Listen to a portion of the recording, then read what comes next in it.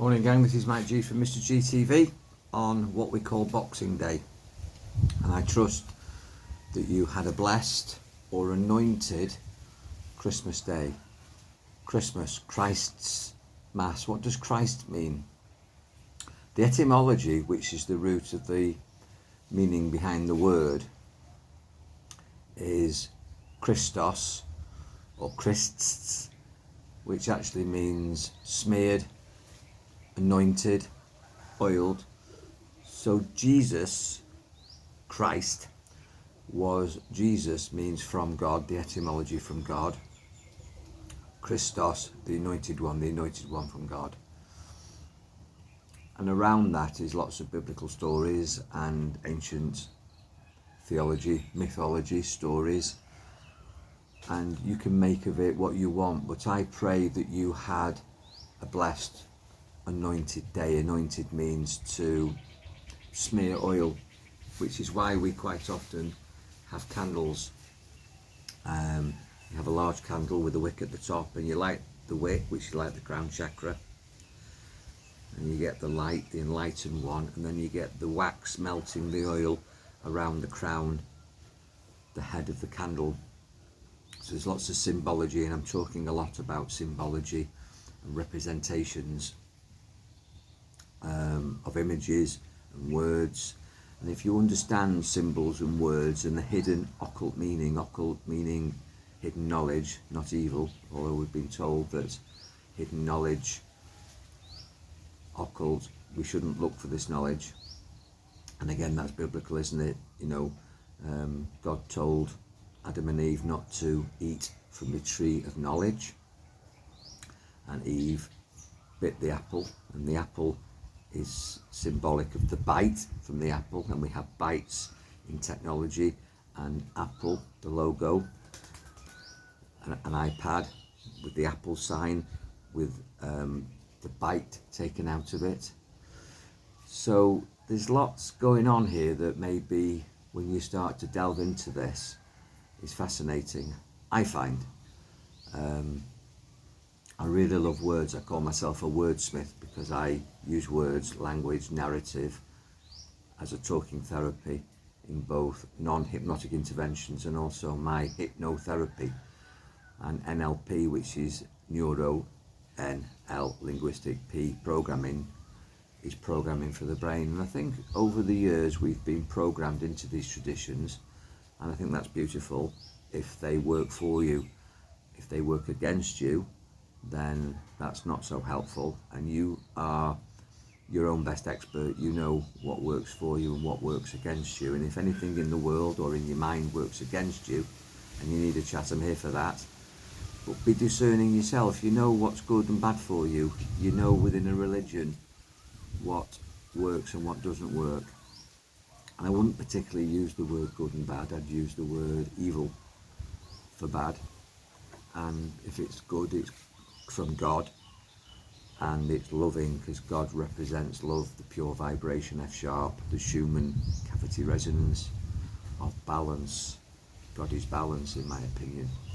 So Christmas, Christ's Mass, yesterday the 25th of December, is significant for many within that faith and belief system.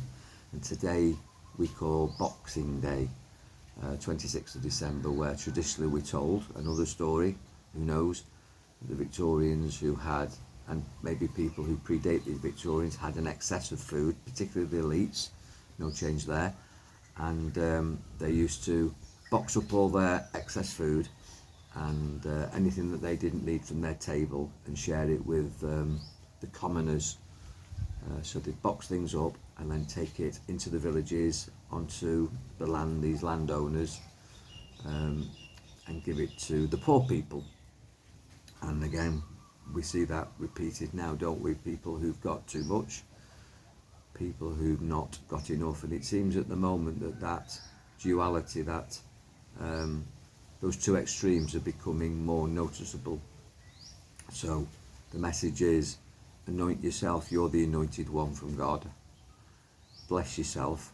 And there's a whole belief system and scientific, evidential strategy around the idea that within our mind, this crystal cave, We have the pituitary gland, we have the hypothalamus, we have the pineal. That's all biblical. The pine cone, the pineal, the pine. And you'll see that represented quite a lot in papal imagery. The Pope, the Vatican, you'll see he has a staff with a pine cone on it. You see it quite a lot in early Egyptian symbology. People link it to extraterrestrial stuff, but that's another story. But we have this crystal cave in the mind, in the brain, we're told, and it resonates, oscillates, and gives off light. And that's the enlightenment that we can experience when energy rises up the spine. Kundalini rising, it's called, and then explodes as a cosmic orgasm and gives us enlightenment. And a lot of people say that it's an allegory. In other words, it's a story, the ascension, Jacob's ladder, the Kundalini, the snake, the serpent, which is represented again biblically.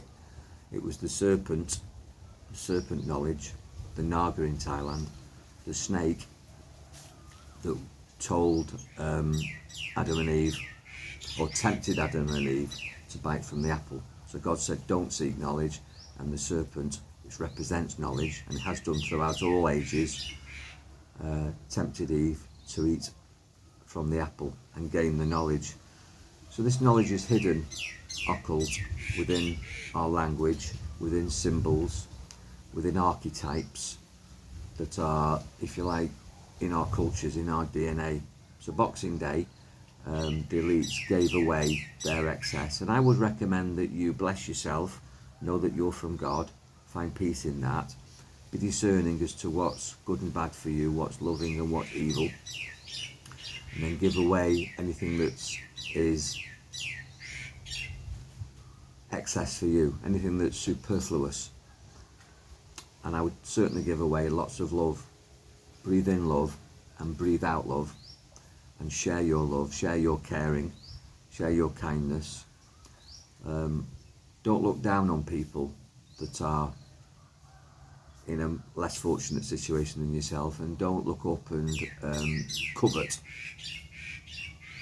people who've got more, because riches and stuff doesn't create happiness. Happiness comes from inside, it comes from sharing, it comes from offering a service. So this Boxing Day, who can you share your love with? Who can you have communion with and create a union?